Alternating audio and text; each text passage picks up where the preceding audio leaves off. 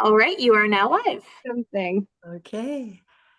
So good afternoon. I'd like to start off with our land acknowledgement that the Halifax Regional Municipality is located in Mi'kma'ki, the ancestral and traditional lands of the Mi'kmaq people.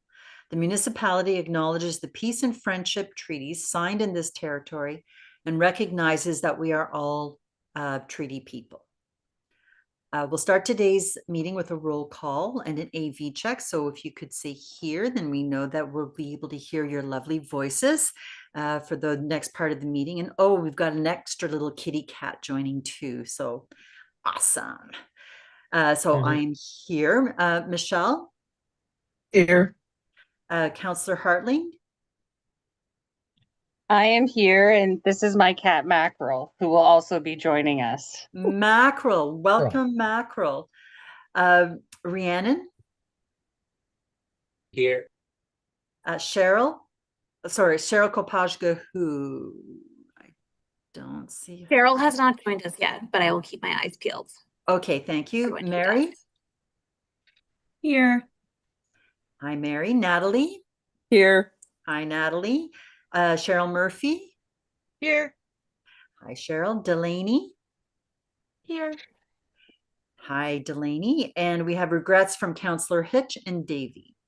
And joining us from support staff, we've got Carla. Here. Rain.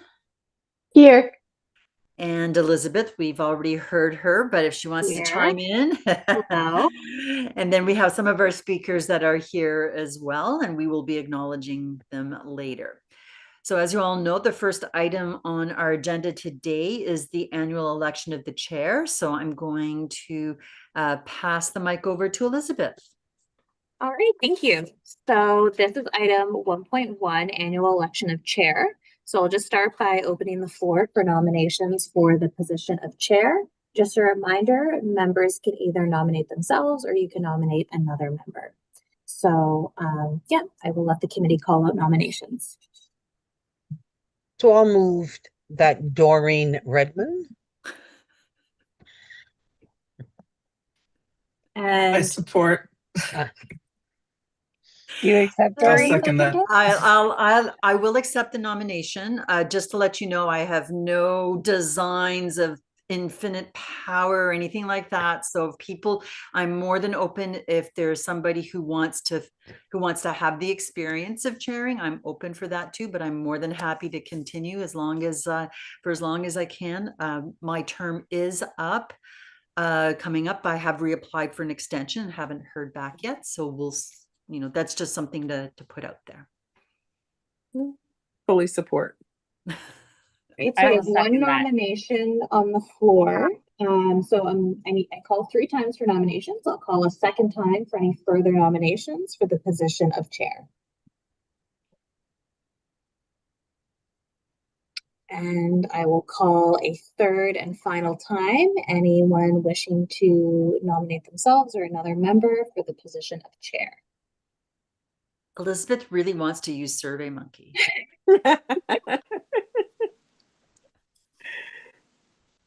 All right, hearing none, nominations will cease, and now we will need a motion to appoint Doreen, the chair of the Women and Gender Equity Advisory Committee. I will need a mover and a seconder for that. I'll move that. Thank you. And I'll second it. That's Cheryl. Perfect. Thank you, Cheryl. All right. In that case, I will call for the question. All those in favor say aye. All those against, please say nay. Aye. Aye. Any opposed? All right. That motion has carried. Congratulations, Doreen, on your re-election. Thank you so very much for your support. We'll now move to item 1.2, the annual election of vice chair. So for this, either Doreen, you can run the election of that, or I can, whatever you'd find easier. I'm more than happy for you to continue on the excellent support you're giving us during these elections. Okay, great. Okay, so we'll move on to item 1.2, annual election of vice chair.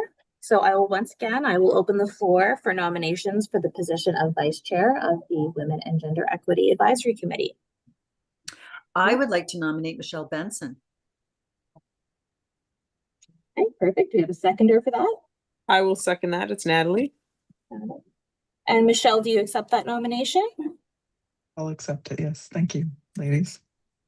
Great, so we have one nomination on the floor. I will call a second time for any nominations for the position of vice chair.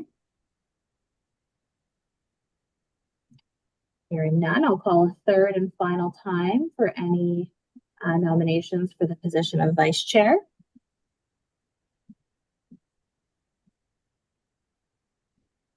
All right, hearing none, we will move on. We have our successful nominee, who is Michelle. We'll move on for, we'll need a motion to appoint Michelle vice chair of the committee, and I will need a mover and a seconder for that.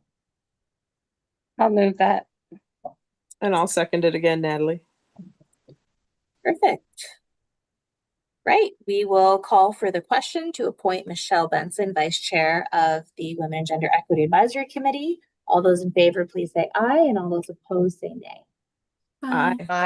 Aye. Any opposed? All right, this motion carries. Congratulations, Michelle. Thank you. Look forward to continuing to work with you guys. Thank you. All right, I'll hand the floor off to Doreen. Okay. Thank you. Thank you all for your support. And we do, I think I can speak on behalf of Michelle. We do really appreciate the support that we get from staff in organizing and maintaining the information that we need in order to continue the good work that we're doing here. So thank you to our staff as we continue our roles as well. Yay. Okay, so now moving on to the approval of minutes. My request to the group is, are there any errors or omissions? Hearing none, I'm calling for a motion to approve the minutes. We require a mover and a seconder.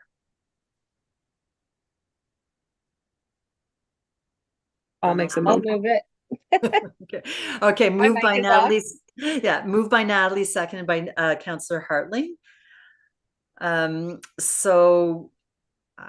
motion is that the minutes of November 6, 2025 be approved. All those in favor, please say aye. Aye. Aye. Aye. Those Aye. opposed? Those opposed can say nay. Okay, so the motion is carried. Thank you. Item number 3, are there any additions or deletions from the clerk's office for the order of business and approval? There are no additions or deletions from the clerk's office. Okay, anybody from the committee would like to add anything today? No?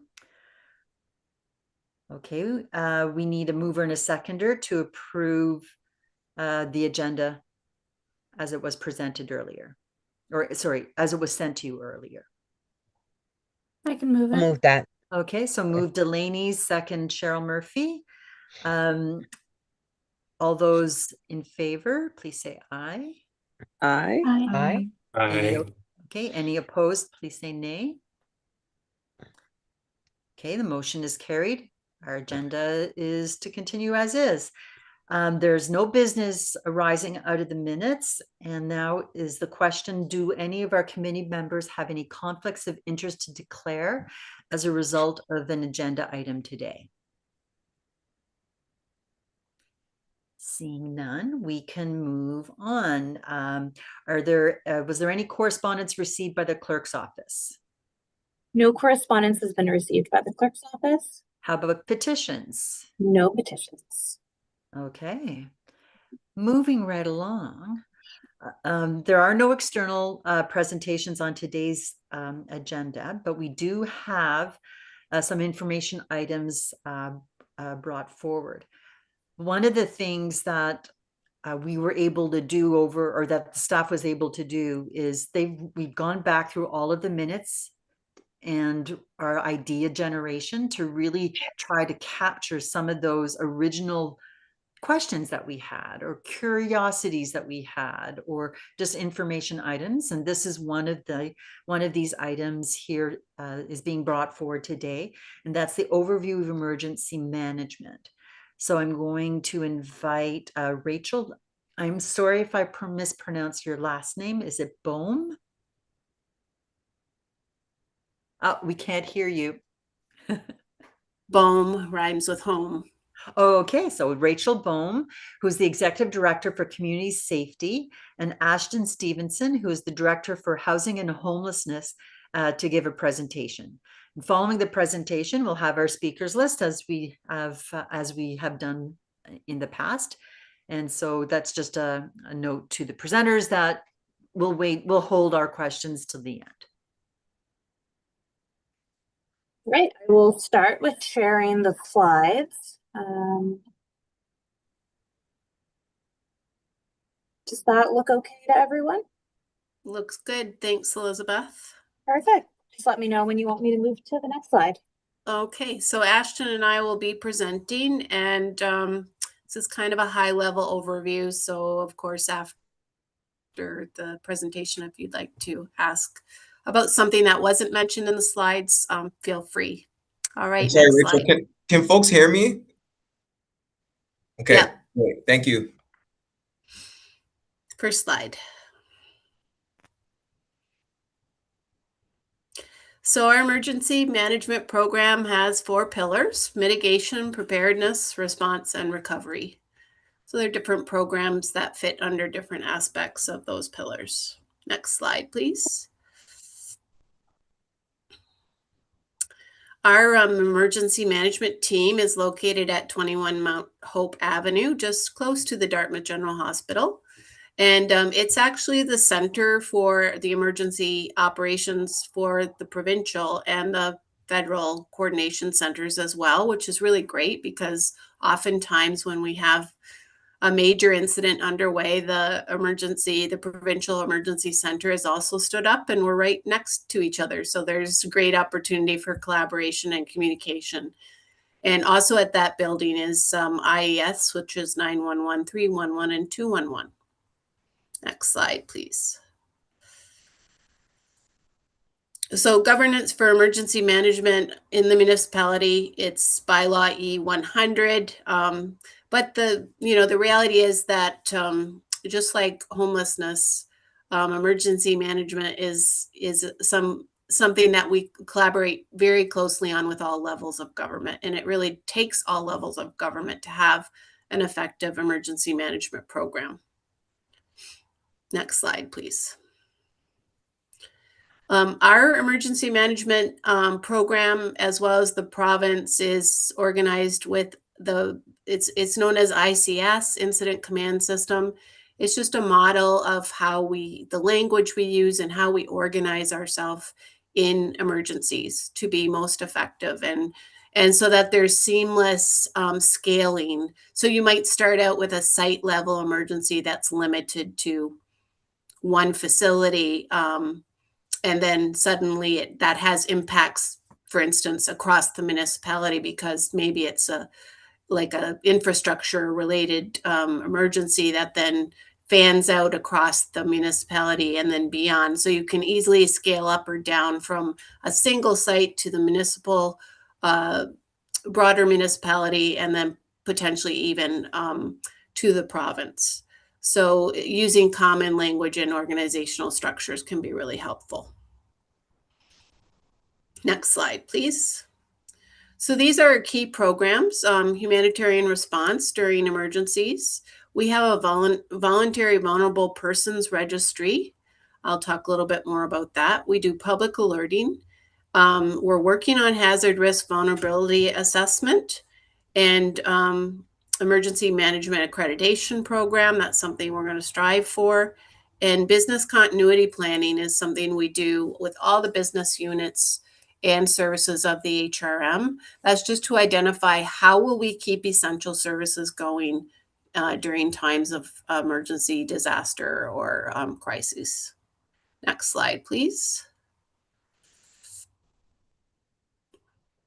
In our responses, we also work with some major voluntary groups, the joint emergency management teams, amateur radio clubs. So if traditional communication systems are down, we can call in the amateur radio folks, and then our ground search and rescue teams. We have 4 of those in the HRM that we work with: Eastern Shore, Middle Musquodoboit, Halifax, and Sheet Harbor. And the joint emergency management volunteers, they work in a variety of settings. Basically, any kind of emergency that can occur, they can help out. This year with the droughts, we did a water distribution program, and if you picked up water at one of those locations, you probably met one of the JUM volunteers. So they're great people that help out in a lot of different situations and are specially trained to be working during emergencies. Next slide. So the kinds of things we might respond with during emergency that we're set up to as a municipality is we identify if a comfort center is needed. Sometimes we need emergency shelter for people experiencing homelessness. And then sometimes we'll need evacuation centers. So as an incident unfolds, it could be a fire in an apartment building where clearly people are displaced. Then we may need to we partner with the Red Cross for the evacuation centers. And we determine, the length of time we think people may need emergency shelter. Or we might decide, this is a power outage that's going to be extended. It's really, really cold right now, and people are going to need a place to stay warm. That could be, we then would enact a comfort center. And so those locations are pre-planned, and they do have to meet certain criteria to offer those kind of supports. And we have people on our team that kind of, continually look at our scan the municipality, make sure that we have appropriate options throughout the different geographical regions of our municipality. Next slide, please. Our public alerting is Halifax Alert, which is a voluntary subscriber-based service you can sign up for, and I encourage you to do that. So those are they're not necessarily they're not the ones that go out with the loud noise that get everybody's attention, but it's a great way to be alerted, for instance, about, maybe there's a water main break that's going to change your route that you need to use to get somewhere. And that voluntary subscription-based alerting can be very helpful for citizens. Alert Ready is the public alerting that you do get that you don't have to sign up for. That will get to you if you need to know something. Based on your, where you are in terms of geography. Sometimes the alerts go out provincially, sometimes to a certain postal code, or potentially to the whole municipality, depending on the situation. Next slide, please. A little bit more about the Vulnerable Persons Registry that I thought might be of interest to this group. So it's a self-referral list. Or you could refer a family member but they would need to consent to it. For HRM residents who may require more support during emergency situations. It's an important information for first responders or our staff and volunteers to help prioritize responses to resident needs in situations like sustained power outages, severe storms, and more. And when an emergency occurs, Halifax alerts are issued, and supportive actions may be taken with the registry, including phone calls and even door-to-door visits if we feel that might be needed. So a really great service. Next slide, please. Yeah, so this is a list of, residents who might benefit from this. People with mobility, vision impairment, hearing impairment, developmental disabilities, cognitive impairment, mental health conditions, any residents who require electricity for life-sustaining equipment. That's a really important one. So people may be using oxygen or home dialysis. Next slide, please. So another part of our work is to, like, this is part of our preparedness, is to be scanning all of our environments and at the community level, what are the major risk, and not only what are the major risks, what are the strengths and vulnerabilities of our community to respond to risk. And different communities have different vulnerabilities. So it's important to like be assessing these things on a regular basis and know our municipality well so that we can be prepared for emergencies and also have more customized responses to emergency based on a neighborhood or more community level assessment of risk and vulnerability. So this is a process. It's a best evidence-based way of assessing risk and vulnerability that we would use. It's called the HRVA, and HRM has committed to working through this process for our municipality. Next slide, please. This is just an example of some of the hazards that would be considered in an HRVA. So atmospheric hazards, earthquakes, sinkholes, wildfires, transportation, maybe transportation being inhibited, such as, you've heard a lot about the corridor between Sackville, New Brunswick and Amherst, and how that could affect communities in northern Nova Scotia. So hazards like flooding, flash flooding, coastal flooding, storm surges, dam related to dams, dangers related to dams, hazardous material spills. And then, we all lived through one of these, the pandemic and other human disease related emergencies. And then security threats. They could be local, national, or related to special events. Next slide, please. I'm going to pass it over to Ashton now, who's going to talk a little bit about how do we keep people safe who are living outdoors in our municipality. Thank you, Rachel. Yeah, this collaboration is specifically with the Department of Opportunities and Social Development with the province and HRM. So I'll chat a little bit more about that. And that's specifically pertaining to people sleeping rough, sleeping outside. Next slide, please. So these are the parameters of when the province will initiate or activate an emergency better response. The gist is extreme cold, extreme heat, and severe weather events like, freezing rain, snowfall, anything over 10 centimeters, rainfall over 50 millimeters, and basically all laid out here. Next slide, please.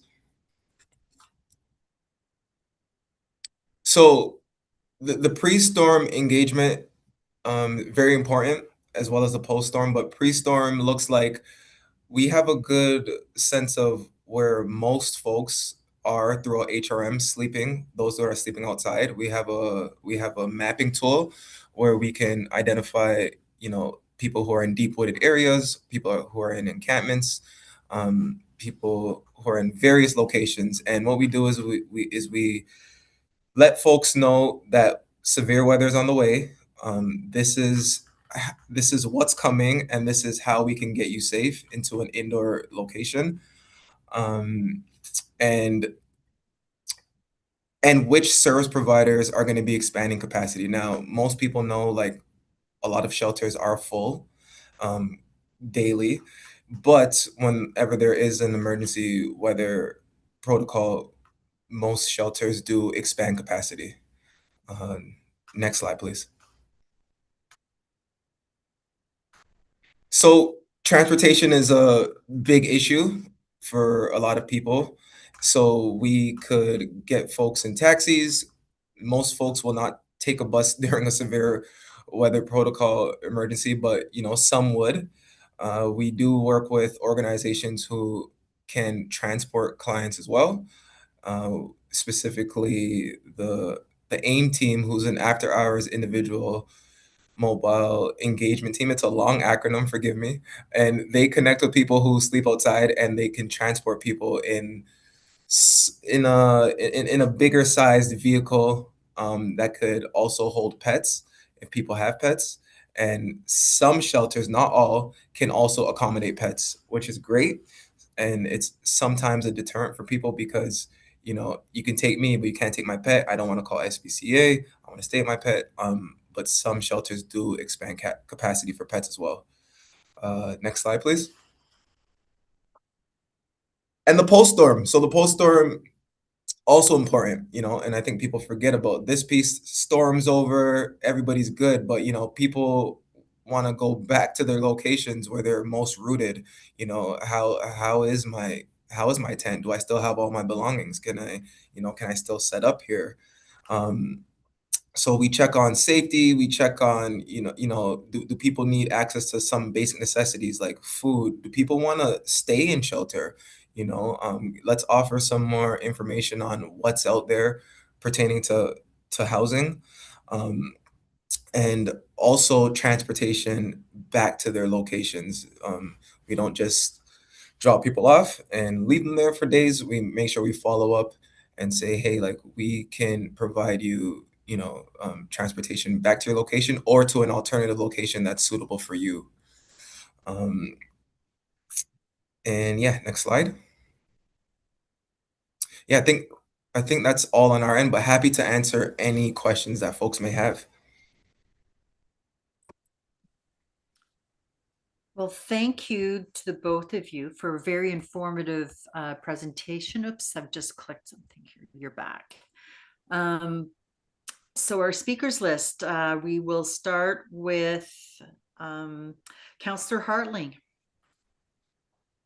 Oh, look at me. I was just working on my questions right now. Like I was just You don't have typing them them all. out as you were talking. So look at that. Yeah, and if you don't have them all now, we will come back yeah, later. maybe I'll come back for a round two.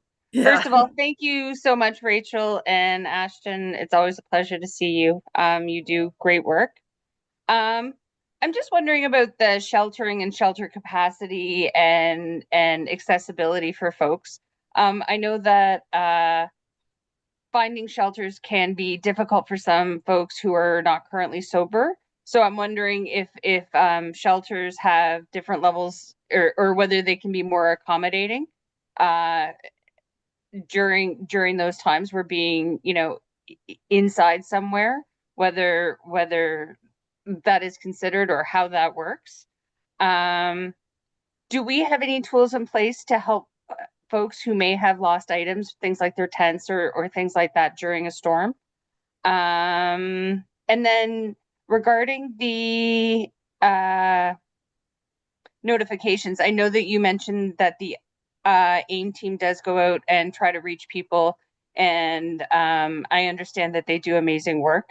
I'm wondering, has there is there any consideration given to, or has there been work done around the fact that maybe if you're currently living outside, that maybe you might not have access to a phone or a charged phone?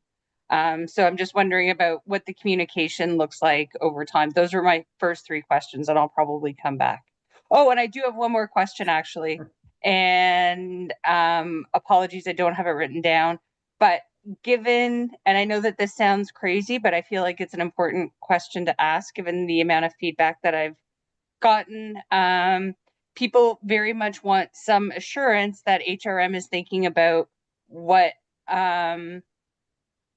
it might look like in the event that we are in conflict with, some other foreign country in the world. Just in the last couple of weeks, there's been a big step up in particularly online about what, like, that dialogue. And I'm just wondering, how thoughtfully or thoroughly have we considered that?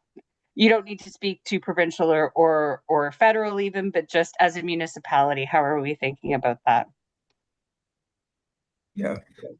No, thank you, Councillor Harling. Appreciate the question. So first and foremost, yes, we find that whenever there's an emergency weather forecasted, shelter providers are very accommodating to make sure that people can get indoors, whether it be for a night or two. They don't really ask a lot of questions pertaining to, age or status or situation. It's like, we have a space, come on inside, That's great to hear. Thank you. so yeah, so that flexibility is really great when it comes to emergency sheltering. Um, can you remind me of the second question? Usually, if I'm in council, I write this all down. So forgive me. I know, same, Forgive right? me. That's why I was I didn't do looking it this back to my time. notes. The second one. Do we have any tools or resources to help folks that may have lost items in a storm? Oh, The reason yes, that I say yes. that is because I couldn't, if my worldly possessions were left outside, how Yeah. terrifying that would be to Yeah. have to leave them or leave some portion of them. So I'm just wondering, do we have any supports in place to help folks who Sure. may have lost things or even had their things stolen?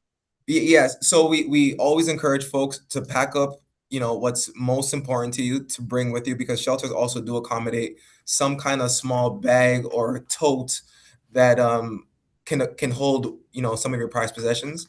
Regarding like sheltering supplies, clothing, and stuff like that, we'll always replace if that stuff's torn or slashed or or displaced, for sure. And yeah, we have flexibility around other things like cell phones. We help very often for people who don't have accommodations for cell phones. We can Getting a cell phone nowadays is very easy, and we can help out with that. And that's a play it by ear kind of thing. So if somebody lost, I don't know, a journal or a picture frame, or whatever the case is, we do our best to replace, Councilor I'm Hartling. That's thinking more like tents. Tents is easy. That's the Bags, easiest things like stuff. The sheltering Okay, supplies good. is the easiest stuff for sure. Very, very easy. And you had a third prior to the. Big one. That's right.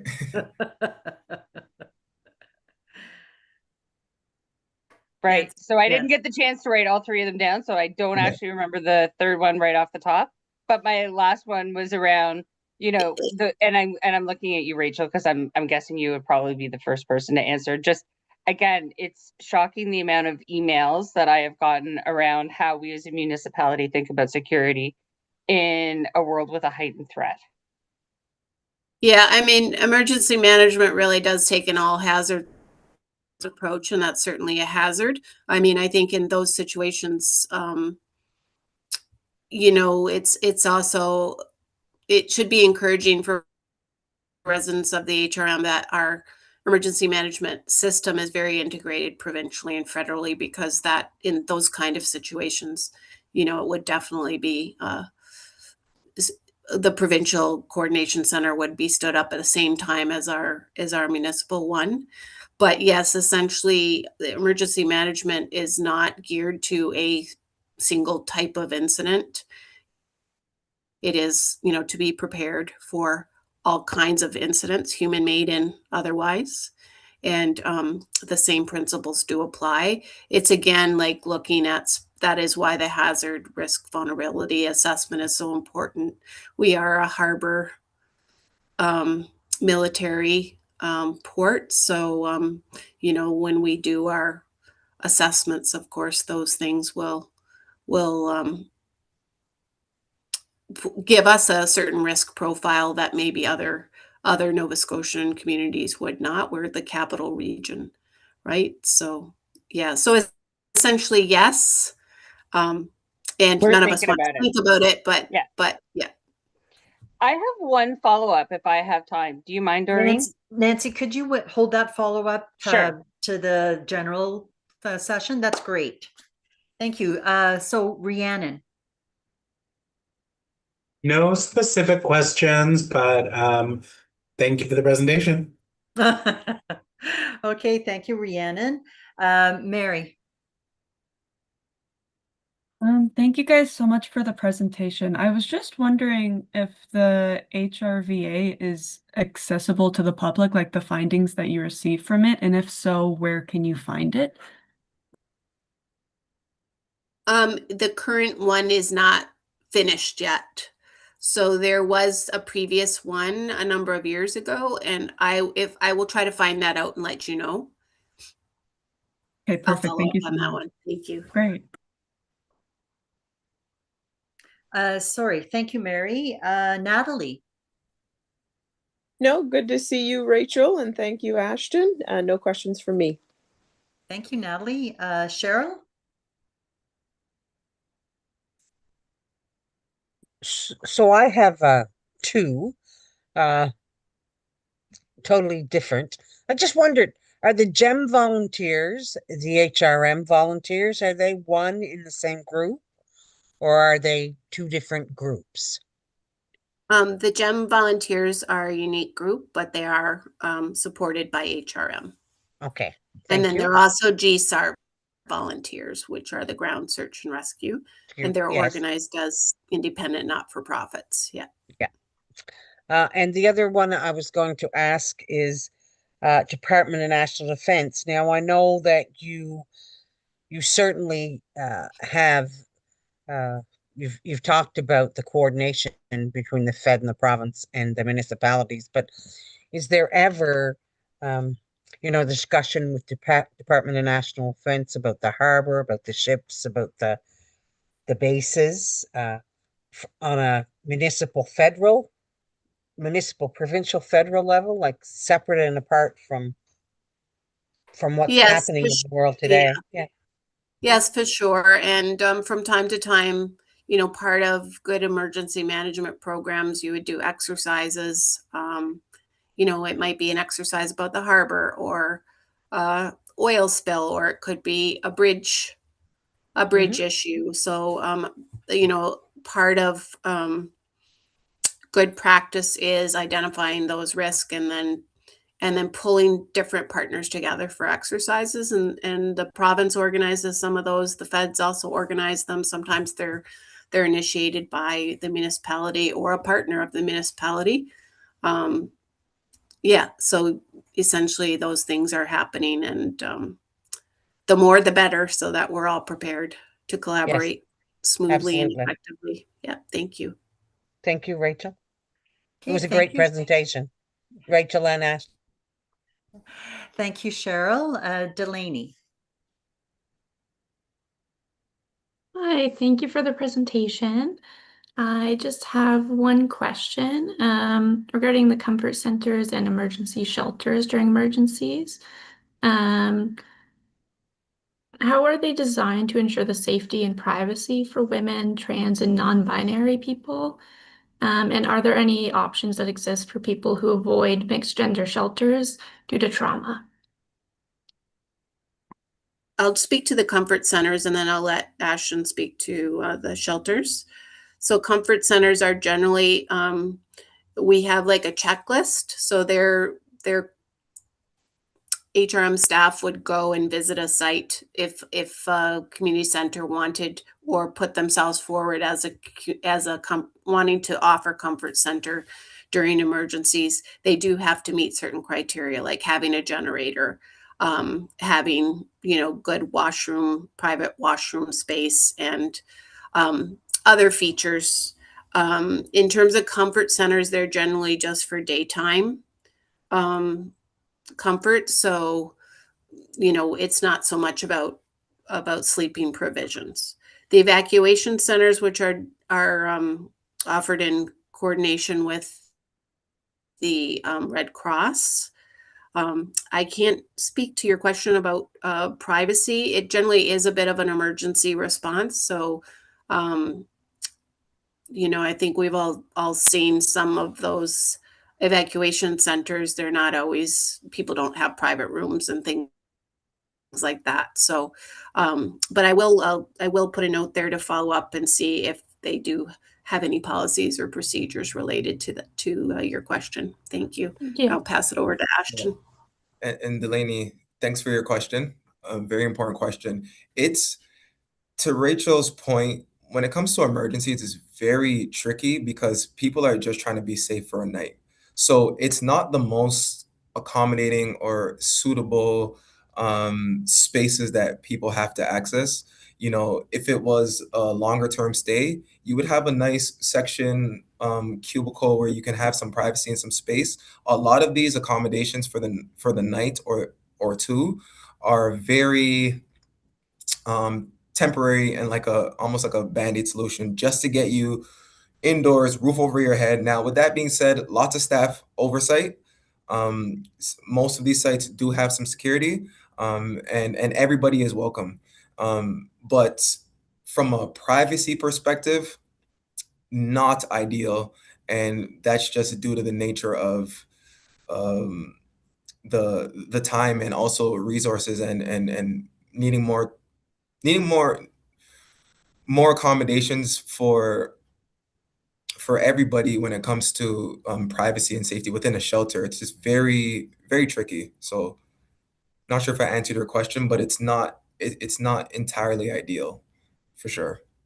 You did answer. Thank you. You're welcome. Thank you, Delaney. Michelle.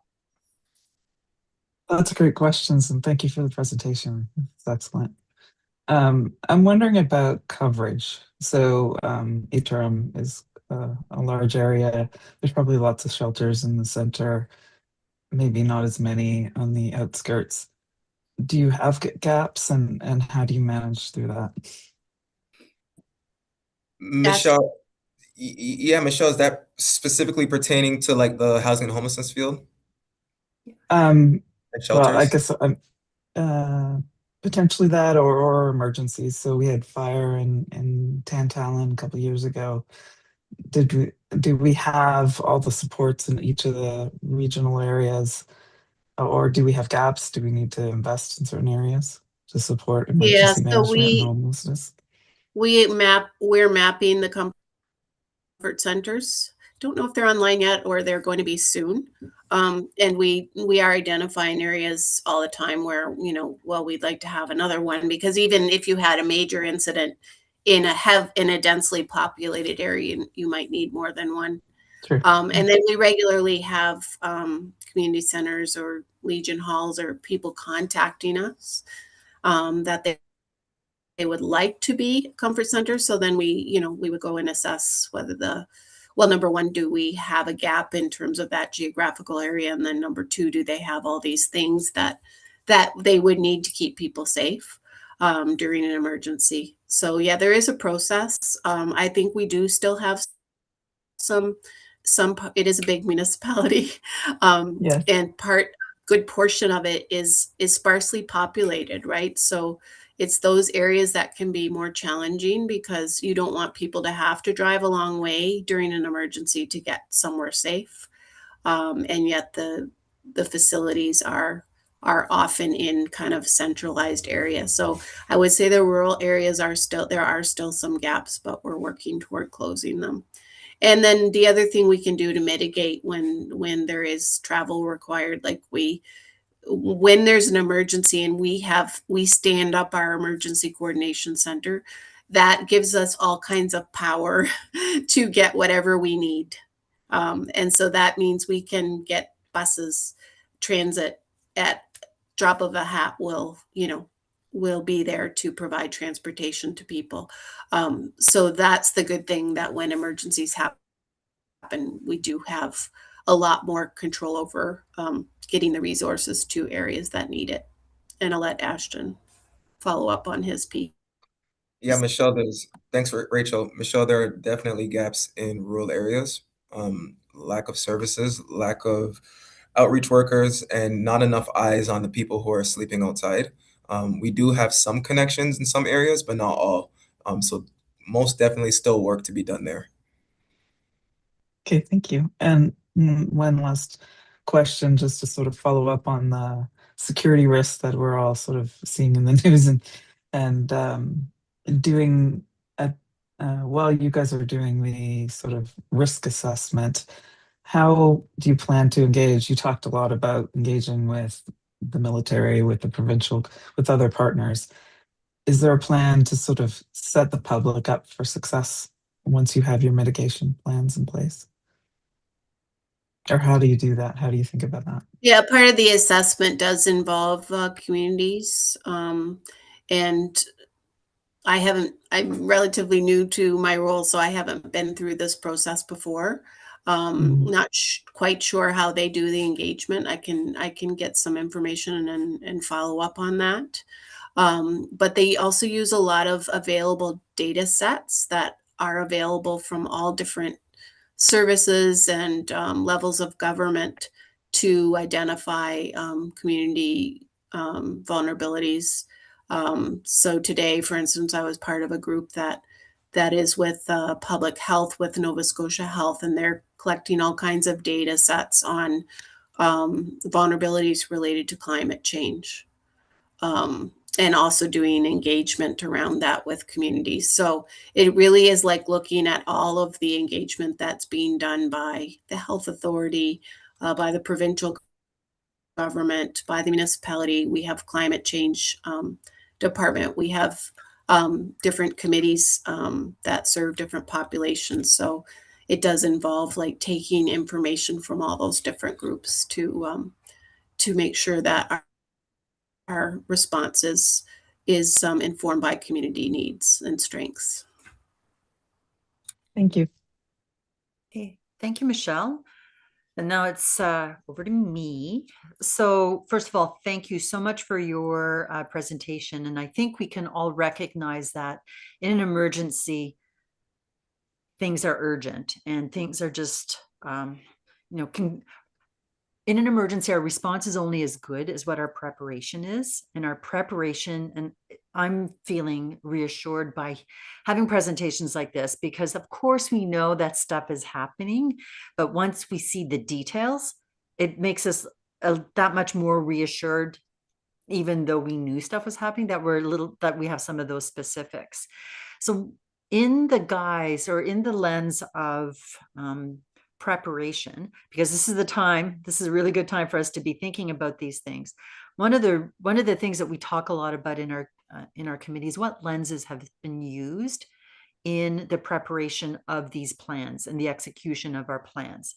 So, and I believe Rachel was in yours, you talked about, getting into actual communities to understand those communities so that you will know how to better respond to their needs when there's an emergency in that community or in that specific community.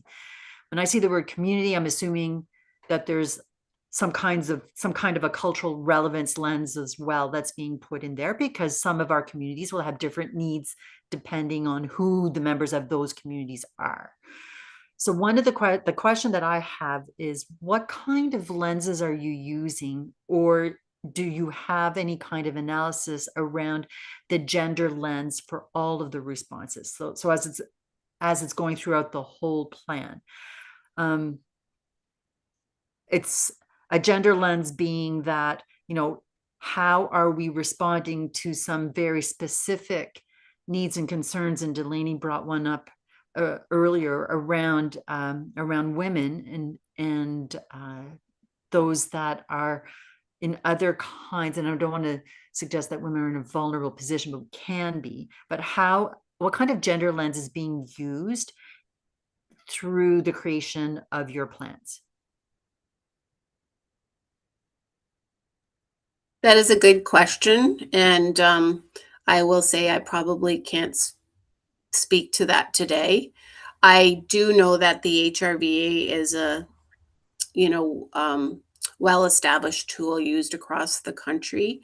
And what I will do is check into that if it does have, I know the process is designed to look at the unique needs of communities. And like you said, when we talk about communities, it can be a geographical region. It can be, communities that have traditionally viewed themselves in a coherent kind of way because maybe of background or even historical discrimination and things like that, or a part of the community, for instance, that is home to a higher degree of people new to Canada, for instance, would have a significantly different needs for emergency response because there may be, and then linguistic groups and things like that. So the HRV is a tool that's designed to take into consideration all those differences.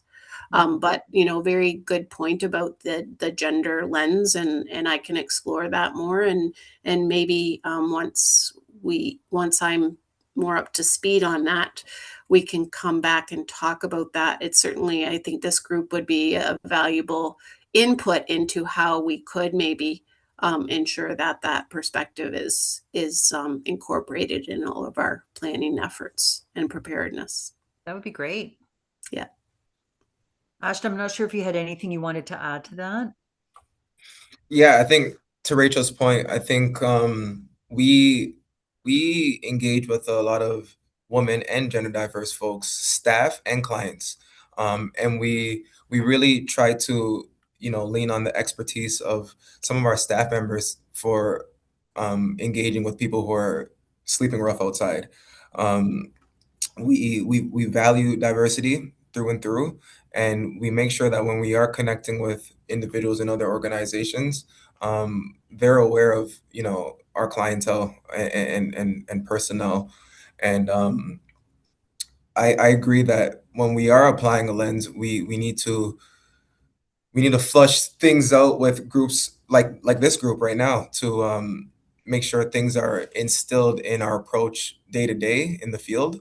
But I do really and truly feel like I'm on the ground as much as I can be, and I think we have a good understanding and a good staff team working in collaboration with other staff teams for women and gender diverse individuals. There's even a lot of housing that are designated for those populations as well.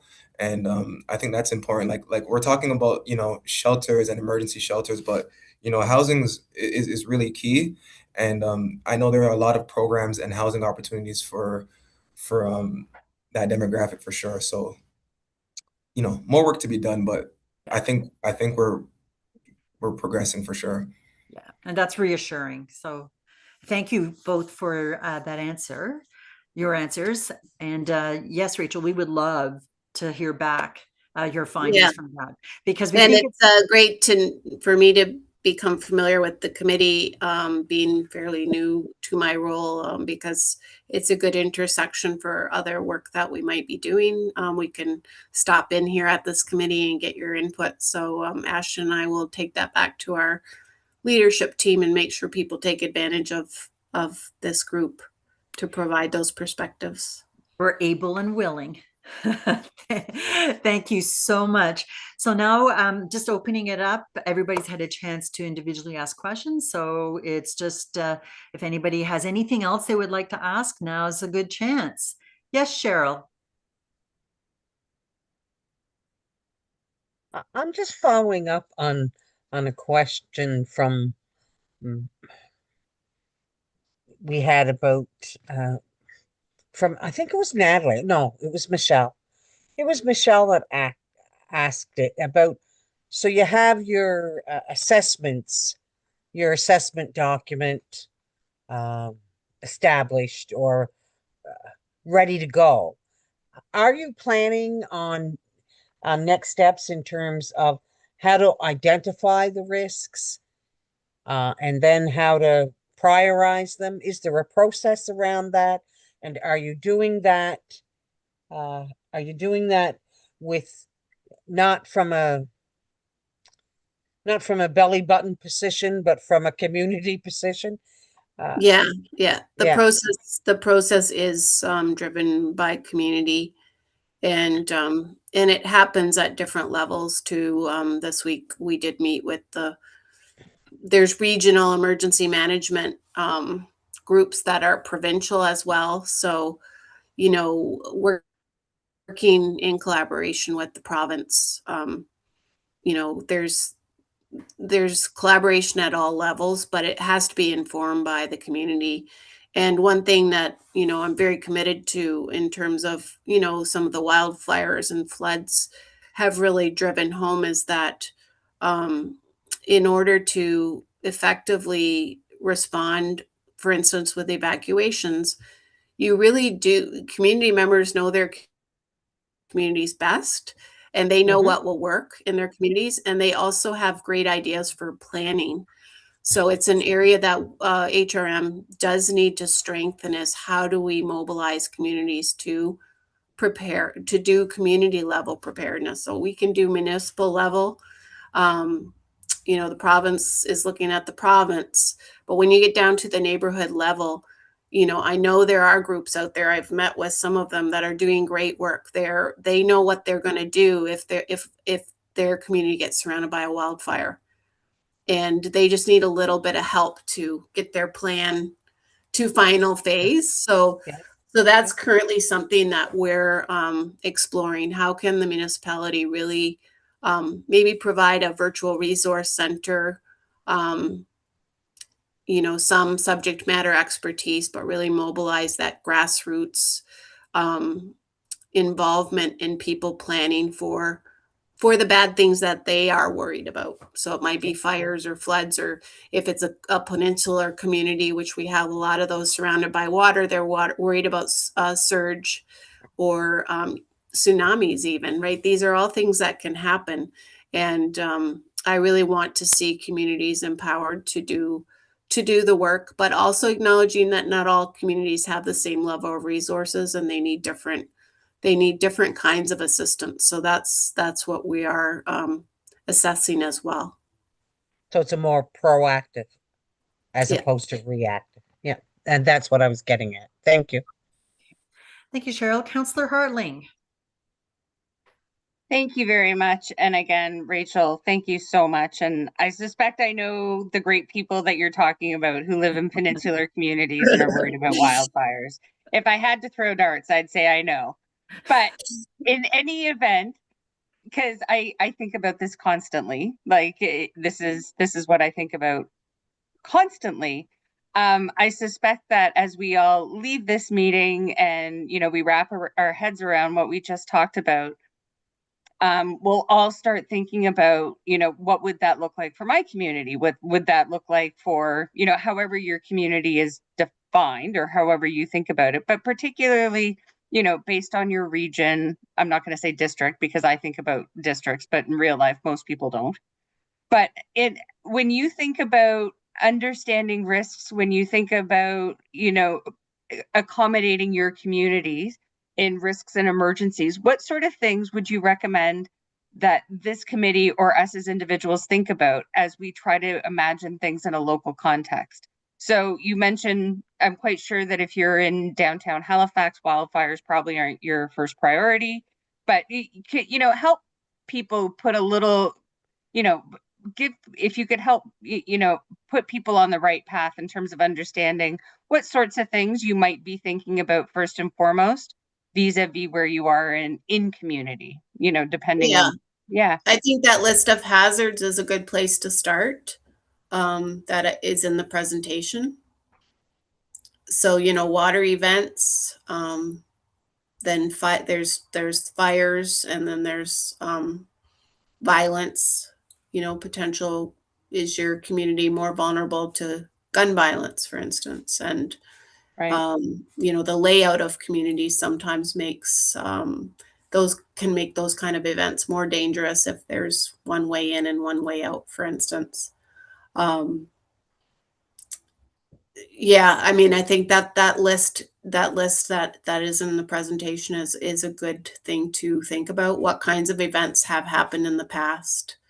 What are current trends like climate change, where, you know, how some of those changes in our climate, like drier summers, you know, increased hurricanes, the kinds of things we're hearing about, like how vulnerable is your community to those sorts of situations? And again, not only like your vulnerabilities, but your strengths. So like, you know, what are your strengths in terms of resources that you have that might make, well, you might have a vulnerability, you might have a strength that outweighs that, right?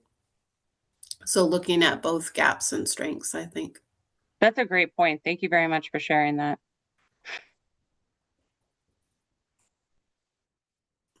You are always speaking my language when we approach things from a strengths-based position. So thank you for mentioning that. Are there any other questions before we let Rachel and Ashton go? Doesn't look like there are any. So Rachel and Ashton, thank you so much for your presentation. It was very informative. And as you can see from the questions, we had a few. So thank you for accepting them with grace. And you guys are welcome to leave or stick around if you want. Oh, thank you so much for having us, and invite us back if you have questions again. And I will send a follow-up. I have notes for a few things, so I'll send that to Elizabeth. Okay, thank Stay in you. touch. Thank you. Thanks, Bye-bye. folks. And Thanks, if Ashton. anybody's like me, like questions come to my mind in the nighttime. So if folks want to follow up, Doreen, Elizabeth, please feel free to share my contact. Happy to connect outside of this call. Thanks for having us, and take good care. All right. Okay. Oh, one you more folks as thing well. for Ashton's team there is that if citizens are worried about another citizen that they see, who might be vulnerable to an upcoming storm, you can call 311 and that message will get to Ashton's team. Okay. Thank you, Rachel. Thank Good you. information. Bye-bye. Thank Thanks, you. everyone. Take care. Yeah, you as well. Okay. Moving on to our next item, which is the discussion of key dates. So Elizabeth sent an attachment that was the result of the hard work of Carla.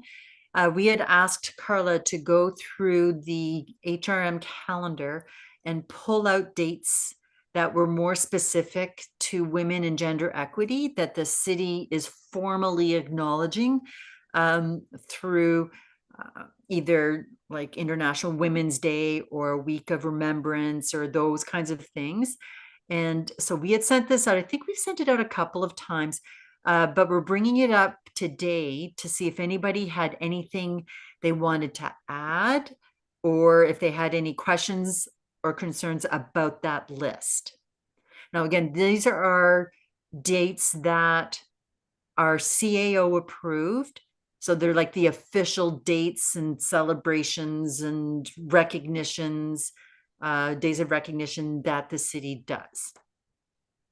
And we had asked that because we weren't sure if there were any gaps. Did you want me to share the list of dates on my screen? I don't know think if that would be helpful. Is there That a would be refresher? helpful. Yeah, Okay, thanks, Elizabeth.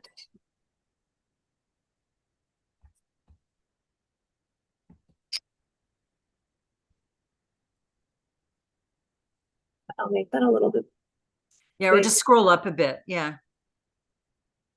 So this is the start, key dates that acknowledge women and gender equity. And I can just. Yeah, I think people would have read through this. Yeah. Yeah.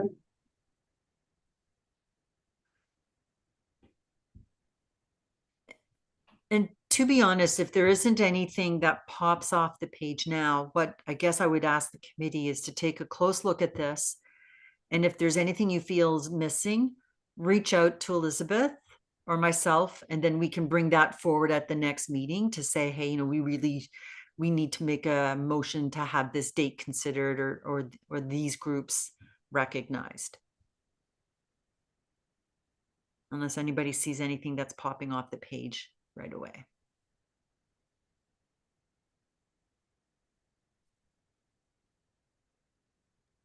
I don't, this is more related to maybe yourself and I. There's I don't know if we want to include Acadia Day. That is already done by the city. Is it here? But it's not. Yeah, but it's not part of it. We asked Carla to take the lens of gender, women and gender equity. Only. Yeah. Okay.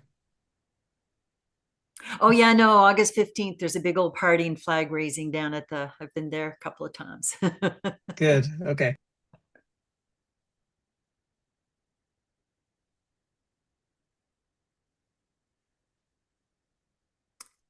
Okay, so are we okay to move on to the next item?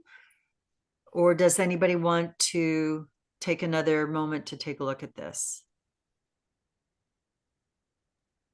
So I was just going to say, from my own personal lens, there's all kinds of things about women.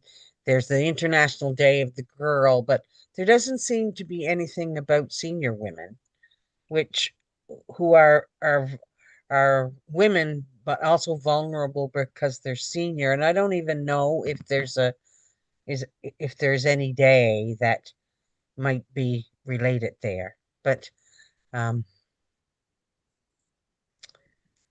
anyway, it's just a note. Right.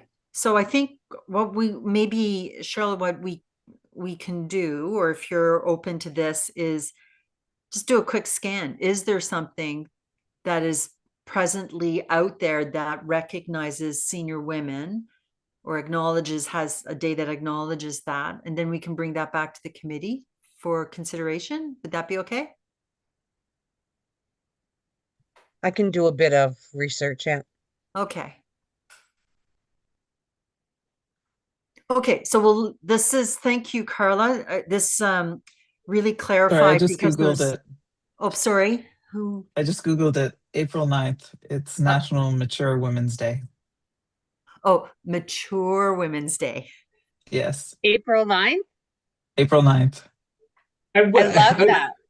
I will say it's worth looking into a bit more. A quick Google says it's created by Laura Geller Beauty. Yeah. Oh, you looked into it too? Yeah, it just came up. I'm like, well, we can look into it. Yeah. So let's not decide now, but maybe look a little bit more deeply into it. And maybe what we can do is we'll create space on the next agenda to bring this item back now that we've actually had a chance to talk about it in person.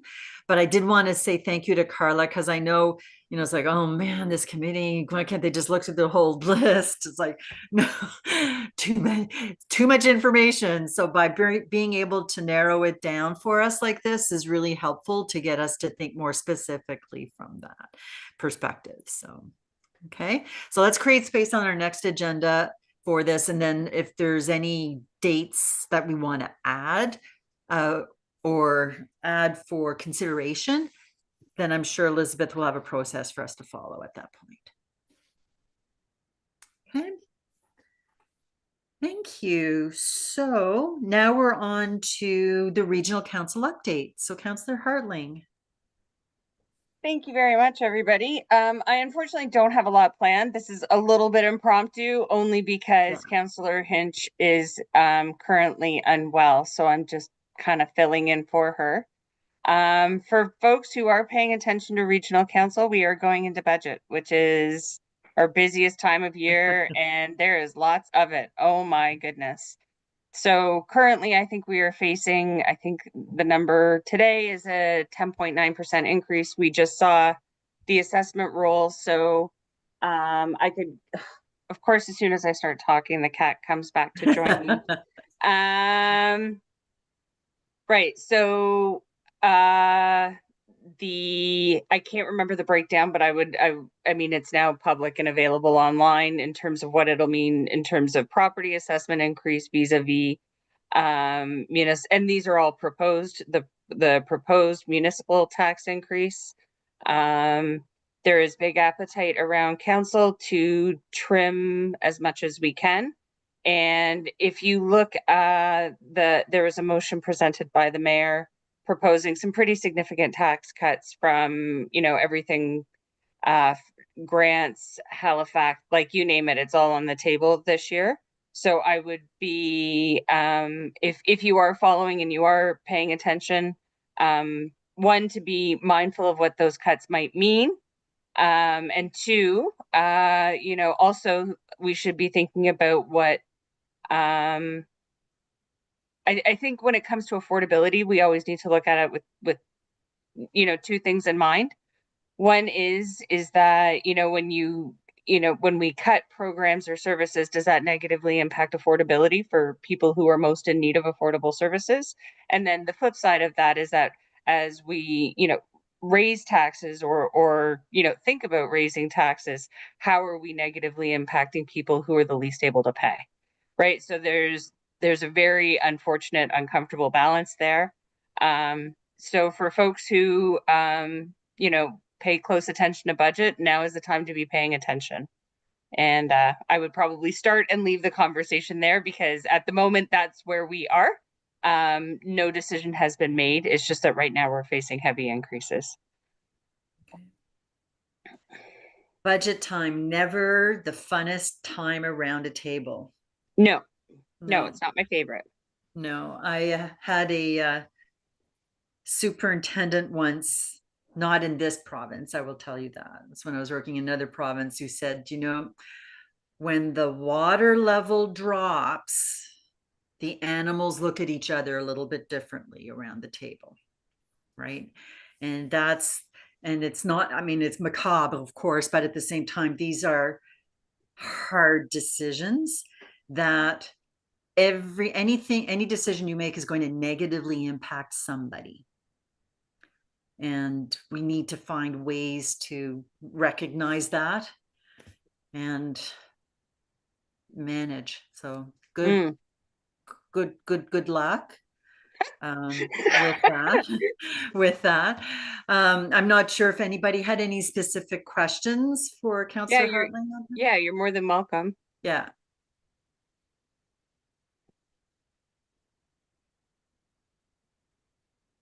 Perfect. Oh no, Michelle, she was leaning in. I could see the finger coming up. I know it's in my district, so I better have the answer at my fingertips. Don't worry, Michelle. I got you covered. It's okay. So Your residential I know tax these is things free. are difficult when it comes to budgets. And I assume that you guys have that the council has challenged the organization to look for efficiencies before you cut. Have they offered those up?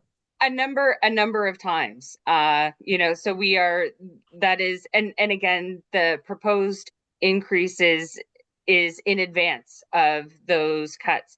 What I would say is that we have also, and council has already approved it, I believe it's already out for tender, a complete independent service review. So we would have a third party come through and look for efficiencies right across the municipality. I believe that even includes HRP, Metro Transit. HRP is Halifax Regional Police. So if I had the numbers right, I could probably go read my blog post and dig it out for you. I think for every dollar we spend, I think we should get $1.70 back. You know, because and I think in the staff report that we voted on to get that independent review, I think that it was somewhere around $5 or $6 million a year in savings. I think right now we're looking at an $80 million deficit, so it won't be the magic bullet that fixes everything. Part of the, you know, bringing the affordability piece back and keeping municipal tax rate lower. We also called for a review to have full cost recovery in services. So our recreation services, for example, what would those costs look like at a full cost recovery? That's separate from the service review, but we've also reached out to staff to have them look at what, you know, what services could we, or what would it look like if we had full cost recovery for some of our services? Because, you know, right now we don't. And, you know, is also, that's a multi-year thing. That's not something that we can just flick the switch on. And there's a couple pieces to that, right? Like, one, could we cost ourselves out of the market? Like, you know, would people start going elsewhere, or alternatively, would people stop doing that thing because it's now too expensive to do? And, you know, alongside that, is there an opportunity for us to provide better supports for people who most need it? Right. So that's a conversation well in the future. That's not something that you will see reflected in this budget, but HRM has already approved the service review, like a full service, like an audit of, you know, what we do, the staff we have, how we operate, to find those efficiencies.